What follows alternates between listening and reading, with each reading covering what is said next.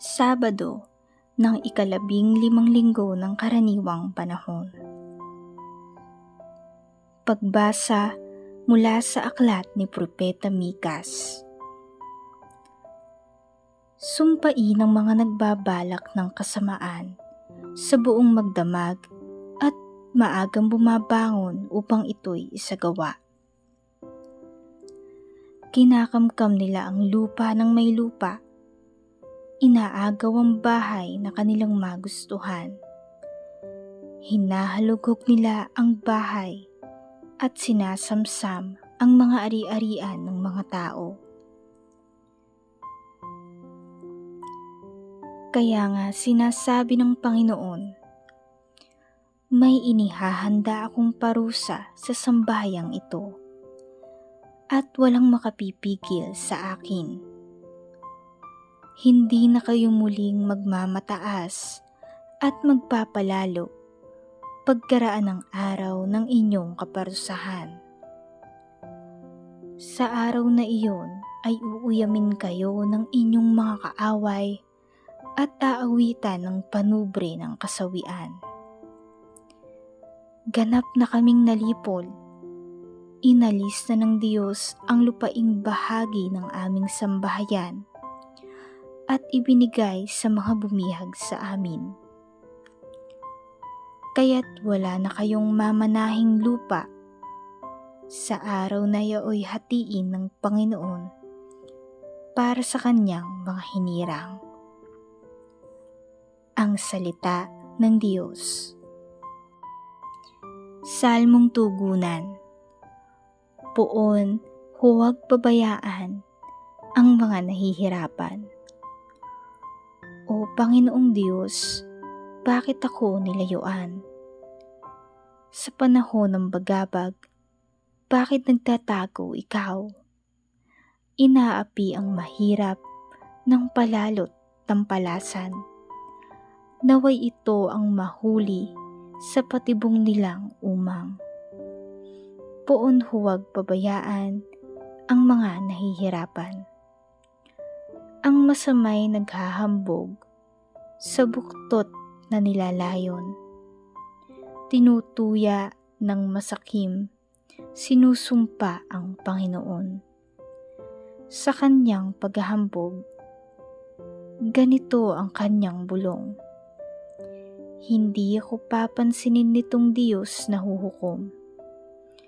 Ganito ang iniisip sa tuwina niyong buhong. Poon huwag pabayaan ang mga nahihirapan. Sinungaling magsalita, lapastangat mapagbanta, at masakit kung mangusap, masama ang kanyang dila. Sa liblib ay nangungubli, nag-aabang at ang nasay, patayin ng walang salat, walang malay na nilikha. Poon huwag pabayaan ang mga nahihirapan. Kita mo ang nalulungkot, pati na ang nagdurusa. Ika'y laging nakahanda sa pagtulong sa kanila. Ang wala nang maaasahan sa iyo nagpupunta, pagkat di ka nagkakait ng tulong mo sa kanila. Poon huwag pabayaan ang mga nahihirapan.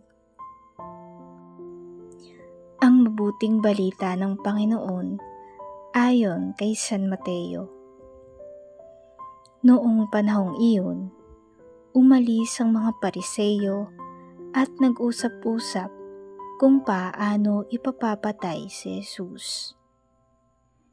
Alam ito ni Jesus kaya't umalis siya roon.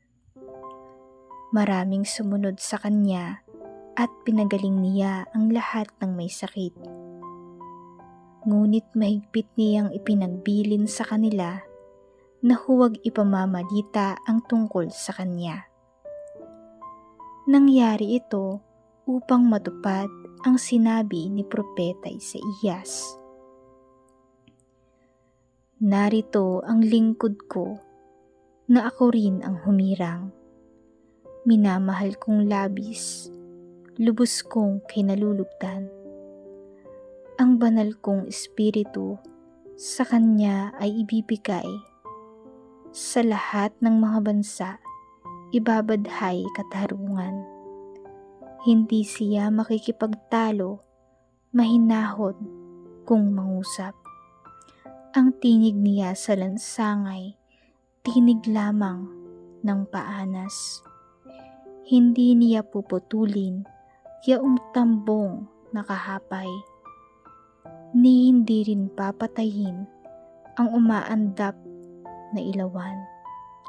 Hanggang itong katarungay mapagtagumpay niyang ganap, at ang pag-asa ng tao sa kanya ay ilalagak. Ang mabuting balita ng Panginoon.